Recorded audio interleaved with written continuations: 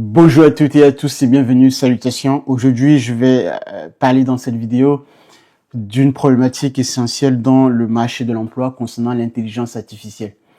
Alors, je reçois des questions au quotidien concernant le fait que est-ce que l'IA va remplacer totalement, par exemple, un métier comme développeur ou des personnes qui travaillent de manière plus souvent avec des outils informatiques.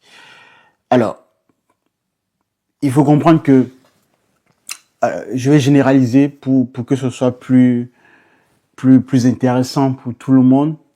C'est que l'intelligence artificielle ne vient que révéler l'aspect des métiers auparavant, l'aspect des métiers dans toutes ses formes.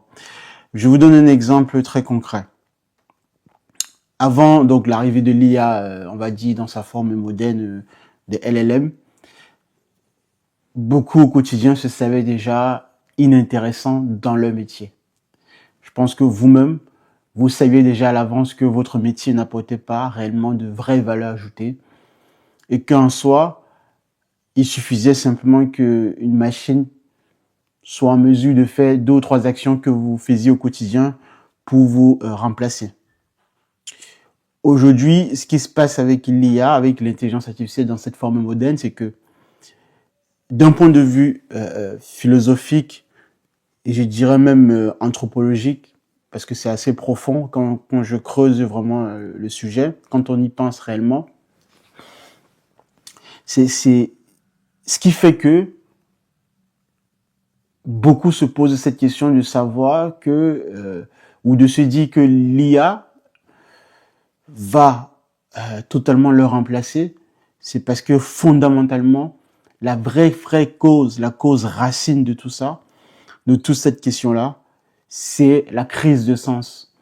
La crise de sens, c'est un vide en fait que l'on ressent intérieurement dans notre cadre du quotidien, dans notre organisation de la vie au quotidien, parce que le monde dans lequel on vit, la société dans laquelle nous sommes, l'état dans lequel nous vivons, la plupart du temps, c'est un État-nation. Donc c'est un État-nation qui a été organisé, structuré autour du travail pour se sentir réellement accepté ou être en vie, entre guillemets, en sensation émotionnelle et physiologique et avoir des moments de joie et bien sûr donc de se sentir important et participant à la société. Donc toute cette pensée-là, cette logique-là, c'est l'état-nation dans lequel la société a été organisée. Ce qu'on appelle généralement de manière courante, métro, boulot, dodo. Parce que quand vous posez la question aujourd'hui à toute personne dans la société, que fais-tu dans la vie? Généralement, ou qui es-tu? Beaucoup se définissent par rapport à leur boulot. D'accord? Donc c'est tellement ancré en nous-mêmes, donc c'est la raison pour laquelle je parlais d'une cause fondamentalement anthropologique, parce que l'homme ou la femme, l'être moderne aujourd'hui ne se définit que par ce moyen-là et ne voit pas autre moyen par lequel se définit. Et par conséquent, maintenant, lorsque on voit arriver un outil tel que l'intelligence artificielle et de ce que cela projette dans l'avenir par rapport à notre vision d'organisation dans la société, bah justement, c'est ça qui nous fait peur. C'est ça qui réveille en nous comme ça le vide intérieur que l'on a enfoui depuis des années avec les bullshit jobs, ce que David Graeber a appelé le bullshit job, les métiers à la con, les métiers dont on sait réellement que cela n'apporte aucune valeur ajoutée dans la société, mais alors aucune valeur dans le sens de la praticité, dans le sens de la vraie valeur réelle, mais dans un sens d'occupation, d'organisation, de remplissement du vide, oui, le bullshit job joue cette fonction-là. Et l'IA vient ici chambouler cette partie-là, vient réveiller la partie vide qui a été enfouie au quotidien. Et donc, par conséquent, ça réveille en nous comme ça plein de questions que l'on se posait déjà auparavant. C'est pourquoi vous allez voir beaucoup avoir peur et avoir des inquiétudes sur ah oui, ChatGPT va prendre mon travail, ChatGPT peut faire ceci, etc. Donc, je viens de répondre à cette question-là pour moi dans ce sens-là. De l'autre côté également, pour ne pas rester totalement pessimiste, mais vous donner également une vision très objective de ma pensée à ce niveau-là, parce que je suis ingénieur informatique, je travaille tous les jours avec des outils d'intelligence artificielle, je m'amuse avec l'IA. Pour moi, par exemple, au quotidien, l'IA, pour moi, c'est une aubaine. Pourquoi? Parce que je ne vois pas l'IA comme quelque chose qui vient me remplacer. Je vois l'IA comme quelque chose par lequel je vais beaucoup plus apprendre encore, par lequel je vais pouvoir étendre encore mes notions en informatique, en mathématiques, en ingénierie, de manière plus poussée. Et aujourd'hui, j'en veux pour preuve que auparavant, certaines tâches me demandaient assez d'efforts, assez de connaissances et d'outils pour y arriver, pour mettre sur pied un certain nombre de projets. Aujourd'hui, avec des outils tels que Claude Code, Codex, ChatGPT, Claude et tout le reste, je suis capable de faire beaucoup plus qu'une équipe même de 50 développeurs ou de 50 personnes dans une entreprise qui n'a pas encore compris le vrai potentiel de ce qui se cache derrière l'intelligence artificielle. Un exemple concret, c'est que je suis la toute première personne en France à avoir créé jusqu'ici la première couche data qui exploite réellement toutes les données françaises dans une forme de format MCP, Model Context Protocol, pour que vous puissiez les interroger sur des IA tels que ChatGPT, Claude et tout le reste, de tout type de LLM capable de recevoir ou de consommer le protocole MCP. C'est-à-dire que toutes les données françaises, que ce soit de l'immobilier, de la santé, de France Travail, par exemple, du marché de l'emploi, de l'organisation du territoire français. Vous prenez une plateforme telle que DataGouv, la plateforme de publication des données publiques de l'État. Toutes ces données-là, entre autres, et bien d'autres données encore, évidemment, plusieurs bases de données, j'ai été en mesure de mettre sur pied la première couche d'intelligence, parce que il faut organiser la donnée, d'accord? Le problème aujourd'hui le gros souci aujourd'hui, c'est que c'est la capacité à organiser les connaissances qui devient un challenge. C'est-à-dire que organiser les connaissances va vous demander une obligation à penser de manière systématique, systémique et structurée. Donc, à partir de ce moment-là, l'IA ne pourra pas réellement faire ce travail à votre place. Pourquoi? Parce que c'est quelque chose qui relève de l'amont. C'est quelque chose qui est en amont de l'interrogation de l'IA.